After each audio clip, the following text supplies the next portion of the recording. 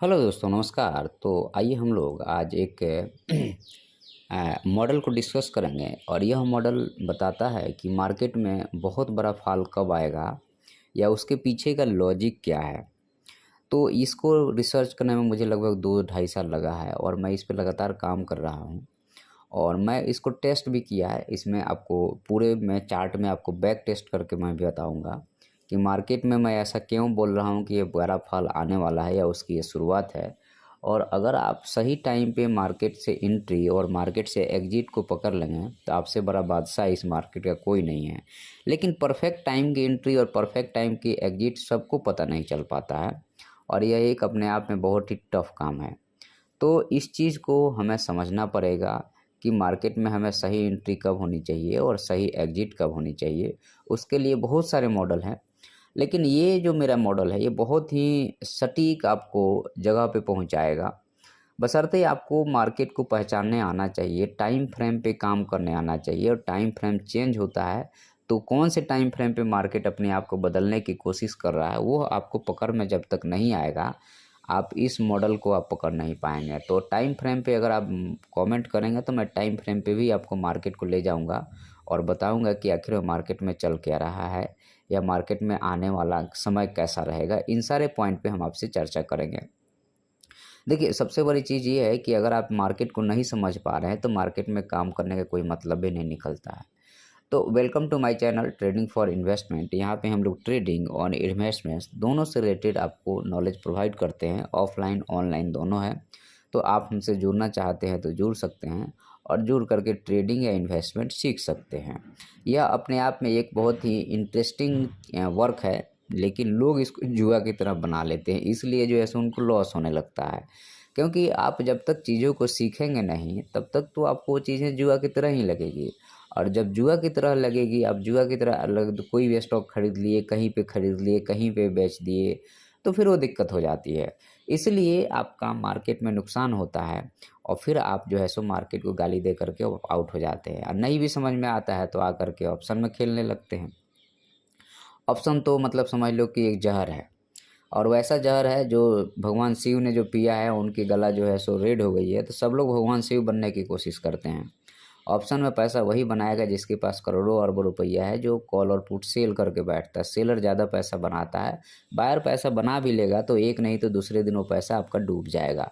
इसलिए डूब जाएगा क्योंकि आपको समझ में नहीं आता है कि मार्केट में कौन सा फेज चल रहा है, कौन से साइकिल चल रहा है, कब हमें लगाना चाहिए। और ये जो मैं चीज़ एक मॉडल को डिस्कस करेंगे और यह मॉडल जो है आपका बहुत ही इम्पोर्टेंट और बहुत रिसर्च के बाद मैंने इस मॉडल को निकाला है और इस मॉडल को आपको सीखना या समझना चाहिए कि यह मॉडल है क्या।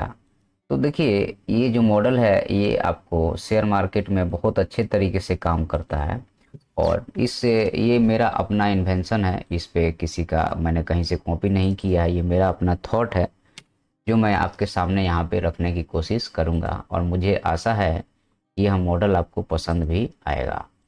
और ये मॉडल आपको बताता है कि मार्केट गिरेगा या मार्केट कितना गिरेगा, क्या करेगा, सारे पॉइंट पे हम लोग यहाँ पे ये T1 हो गया, यहाँ पे T1 इसको अंकित करने दो पहले आप। ये T1 हो गया, टाइम पीरियड T1 हो गया और यहाँ से यह टाइम पीरियड जो है वो T2 हो गया और सबसे लास्ट का टाइम पीरियड जो है वो T3 है।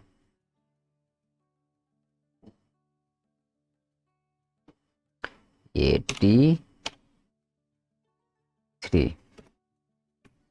हाँ, तो हमारा मॉडल तैयार हो गया है और इस मॉडल के पीछे का लॉजिक है उसको भी हम आपको बताएंगे। तो ये मॉडल को अगर आप ध्यान से देखिएगा तो आपको यहाँ पे क्या चीज़ समझ में आएगा कि इस मॉडल को समझने से पहले आपको एक चीज़ समझना पड़ेगा और वो ये चीज़ है।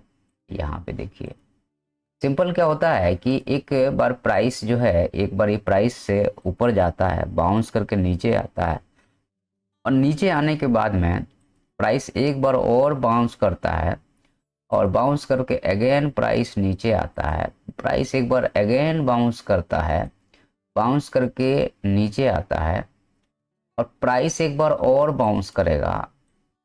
तो जब इस चीज़ को अब ध्यान से सुनिएगा, ये बहुत इंपॉर्टेंट पॉइंट मैं बताने जा रहा हूँ। इस वेव को छोड़ दीजिए, एक वेव और ये दो वेव के बाद में जो लास्ट का वेव होता है यहाँ पे, उसके बाद मार्केट में क्रैश आ जाता है। देखिएगा ये, या तो यहाँ से ये ऐसे जाके आए या सीधे आ जाए, लेकिन क्रैश आ जाता है। और ये टाइम फ्रेम आपको डिसाइड करना है कि 3 साइकिल के बाद में मार्केट में क्रैश आ जाता है। ये टाइम फ्रेम आपको डिसाइड करना है, और ये लॉर्ड बुद्धा से कहीं ना कहीं इंस्पायर है, इसलिए मैंने इसको यहाँ पे लाया है। देखिए, जीवन में, आदमी के जीवन में भी 3 चरण ही होता है। और अगर आप ओम शब्द देखिएगा, अ उ और म में भी 3 शब्द ही होता है। और जीवन की शुरुआत होती है डर से। आपका जन्म जो होता है, आप रोते हुए जन्म लेते हैं, डरे हुए जन्म लेते हैं।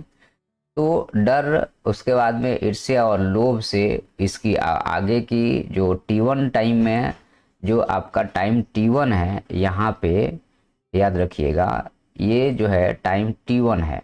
यहाँ पे इस चीज़ को मैं T1 बोलता हूँ, इस चीज़ को। यहाँ पे टाइम T1 टाइम पीरियड में आपका मार्केट जो है यहाँ से नीचे डर से शुरुआत होता है इसका, और फिर जो है से एक बार ये बाउंस करेगा। फिर ये जो रेंज है वो ये वाला रेंज है, आप ध्यान से देखिएगा। तो ये जो रेंज है यहाँ पे, ये वाला रेंज जो है ना, ये वाला रेंज वो विष्णु का रेंज है। और लास्ट वाला जो रेंज है ये वाला, वो महेश का रेंज है। ये बहुत ही उत्पाती रेंज है। तो आप ये देखिएगा कि ये ब्रह्मा हो गए, ये विष्णु हो गए, और ये महेश हो गए। ये जन्मदाता हो गए, पालनकर्ता हो गए, और ये संहारक हो गए। इसलिए मार्केट लास्ट में गिरेगा।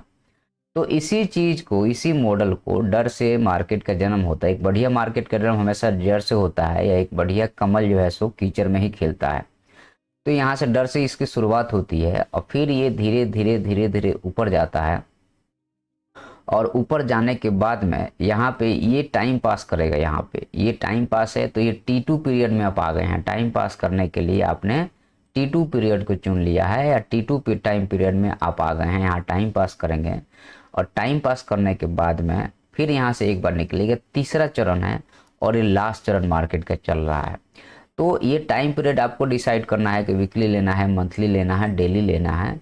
लेकिन इसके हिसाब से, इस मॉडल के हिसाब से ये लास्ट फेज चल रहा है, और मार्केट यहाँ पे क्रैश कर सकता है।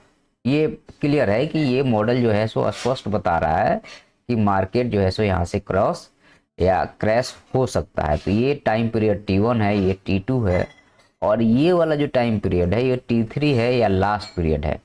यहाँ पे मार्केट जो है सो, यहाँ पे टाइम पास होती है, और उसके बाद मार्केट मूव करता ऊपर जाता, फिर मार्केट में क्रैश होता है। तो ये जो आपका यहाँ पे हम लोगों ने जितना यहाँ पे प्रोजेक्शन कर रहे हैं, तो ये प्रोजेक्शन को मैं बहुत दिन के रिसर्च के बाद आपको यहाँ पे लेके आया हूँ। और यहाँ पे आपको कहीं पे भी, जब मार्केट में पहला एक मंथली चार्ट है, टाइम पीरियड मंथ का रखिएगा जनरली, तो मंथ के चार्ट पे आप देखिए कि मार्केट में कोई क्रैश आने वाला है या नहीं आने वाला है, ये कैसे पता चलेगा। तो कौन सा पीरियड चल रहा है, जैसे मान लीजिए फियर वाला है, बड़ा पैसा बनने वाला है, तो मिड वाले सेक्शन में T2 टाइम पीरियड में बड़ा पैसा नहीं बनेगा। आपको पकड़ना पड़ेगा कि वो कौन सा पीरियड चल रहा है, वो T3 चल रहा है या T1 चल रहा है, उसमें ही पैसा बनेगा। T2 में आपका बड़ा पैसा नहीं बनेगा, सिंपल सी बात है। और यहाँ पे ईर्ष्या, डर, ईर्ष्या, लोभ, और जो मिड वाला सेक्शन है, यहाँ पे आदमी थोड़ा सा खा पी के, जैसे यहाँ पे एक पेट भर जाता है, तो पेट भर जाता है तो आदमी घमंडी हो जाता है, और सेक्स की चाहत करता है, और नहीं मिलता है तो आदमी क्रोधी हो जाता है। सिंपल सी बात है। तो पहले डर से जन्म होता है, ईर्ष्या और लोभ के सहारे इसका विकास होता है, और जब इससे ऊपर उठता है तो आदमी का पेट भर जाता है, तो यहाँ पे आदमी चलना ही पसंद नहीं करेगा, यहीं पे ऊपर नीचे करेगा, साइडवेज मार्केट हो जाता है। और फिर जो है सो यहाँ से जब वो चीज़ें नहीं मिलती है उसको, तो क्रोधी हो जाता है आदमी। तो फिर जो क्रोधी हो जाएगा तो मार्केट बहुत तेज़ी से भागेगा। और क्रोध का इंड जो होता है वो डर से होता है। डर का इंड जो है सो क्रोध से होता है, या कहिए कि क्रोध का इंड या खत्म डर के कारण होता है, जिसके कारण मार्केट में क्रैश आ जाता है। सिंपल सी बात है। तो इसीलिए मार्केट में ये 3 फेज को हमेशा आपको याद रखना है। और किसी भी मार्केट में आपको ये चीज़ें देखने को मिलती है, कहीं पे भी आप जाके देखिएगा, एक फेज है, दूसरा फेज और साइड फेज है टर्न से नीचे। यहाँ पे देखिएगा तो ये एक फेज, ये दूसरा फेज और ये तीसरा फेज के बाद मार्केट नीचे, एक फेज है, दूसरा फेज है, तीसरा फेज के बाद मार्केट नीचे, एक फेज है, दूसरा फेज और तीसरा फेज के बाद मार्केट नीचे। तो ये बहुत ही ये क्लियर प्रोजेक्शन है कि मार्केट में एक क्रैश आने वाला है। ठीक है, तो इस चीज़ को अब मैं आपको सेव करके और आपको एक टेम्पलेट्स बना के दे दूंगा ताकि आपको दिक्कत नहीं हो। तो धन्यवाद आपका बहुत बहुत, और अगर ये वीडियो पसंद आता है तो आप